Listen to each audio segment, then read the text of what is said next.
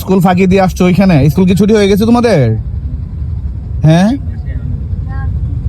এই যে স্কুল ছুটি হয় না, স্কুল ফাঁকি দিয়ে তোমরা ব্রিজের মাঝখানে ঘুরতে আসছো। এখানে প্রতিদিন ছিনতাই হয়, তাছাড়া রেল ব্রিজে সাধারণ মানুষের আসার নিষেধ। এখন তোমরা যদি একটা বিপদের সম্মুখীন হও, তোমাদের গার্জিয়ান তো জানে যে তোমরা আসছো হচ্ছে স্কুলে।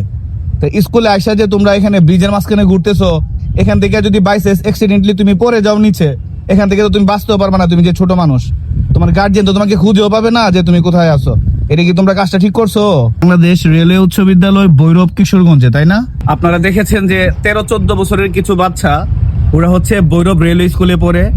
তারা স্কুল ফাঁকি দিয়ে হচ্ছে আমাদের এই রেল ব্রিজের উপরে আসছে। আমরা যারা অভিভাবক আছি, ভিডিওটি তাদের জন্য করা। আপনারা হয়তোবা জানেন যে আপনাদের সন্তান স্কুলে আছে, পড়াশোনা করতেছে, স্কুল ছুটির পর বাড়িতে ফিরে আসবে, কিন্তু স্কুলে সে কার সাথে চলতেছে, কার সাথে ফিরতেছে, এগুলোর খবর কিন্তু আপনাদেরকে রাখতে হবে। এই যে এখানে সে আসলো, যদি আল্লাহ না করে ওই যে ট্রেন আসতেছে, দেখেন ট্রেনটা একটু দেখান ওদেরকে। এই যে দেখেন, এই যে ছেলেগুলো যাচ্ছে, ট্রেন আসতেছে কিন্তু, দেখছেন? এই যে ছেলেগুলো, যে ট্রেন যে আসতেছে, ট্রেন আসলে কিন্তু ব্রিজটা অনেক ভাইব্রেট করে, অনেক কাঁপে।